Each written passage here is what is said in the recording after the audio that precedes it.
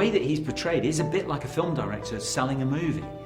You know, when you sell a movie to money people, or then when you get the money you sell it to your crew or you sell it to your actors, you're telling them something that they don't know yet, that doesn't exist yet. They can't, there's maybe a script, but people read scripts in different ways. And you're saying, you know, it'll be like this.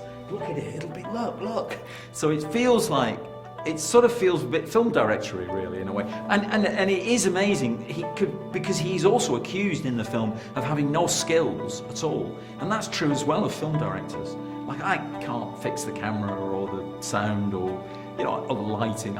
You know, if it breaks, we stop. Whereas, and he was like that as well. He didn't design, he didn't compute, he didn't code, he didn't engineer. But he got all these other people to do it for him. He was brilliant at selecting and synthesizing the power of these people's individual skills into an idea, you know, which was that he wanted. So in a way, his job is a salesman, in a way, like a film director is a salesman. You're selling people this idea that they can't quite see yet. But you're trying, go and see it. It'll be amazing. And I'm saying that to your viewers now. Kind of like too controlling of the detail of full stops and, you know, how it's said. He wasn't like that at all with us, actually. He was very open to collaboration and very open to changes and to opening up the script sometimes, and he was very, very helpful to the actors. He kind of is an amazing writer. I think Tarantino said he's the greatest writer of American dialogue that's working at the moment, and in a way he is, and he tries to do it all through dialogue. It's a bit like Shakespeare. All the kind of information you need is in the rhythm of the dialogue between the characters. And then we tried to actually create a platform that elevates it, really, that gives you a sense of, that gives you a propulsive sense of kind of immersion in this world, this escalating world, getting quicker and quicker. And a platform for the actors to be dazzling, and I think they are.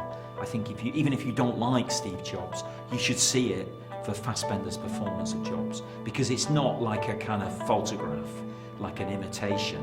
It's like an experience of what this guy must have been like to be in the room with. He would just, you know, you get a sense of his, it's horrible at times, you know, he would eviscerate you if you didn't agree with him. And gradually, eventually he is turned inside out by the people who love him, to realize that although he makes the world's most perfect products, and they are, he is himself imperfectly made, really. And that's a wonderful thing to move. It's a wonderful grace note to move towards at the end of the film. And it comes from his daughter, who he has disowned so horribly early on as part of that evisceration of everyone. The first thing is I insisted on shooting in San Francisco, which is not easy because San Francisco's expensive. They want you to film in Budapest or London where there's tax breaks. But I thought it was really important to film where this world was created.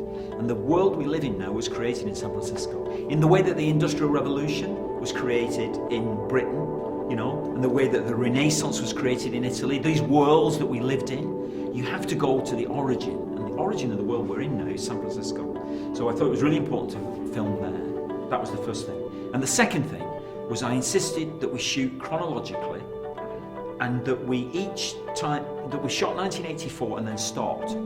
So we'd rehearse, give the actors rehearsal time, then shoot, then stop and rehearse again, 1988, then stop, rehearse again, 1998. And it gave them control over the material. It gave them a confidence about being in control of that part of the material.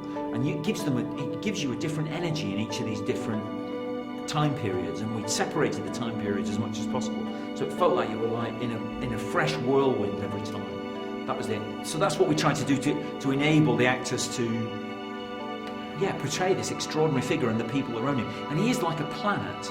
He has a kind of gravitational pull that holds people in awe around him. And even now, after he's gone, everybody still lives their lives in that world in reference to Steve Jobs. Signore e signori, diamo il benvenuto a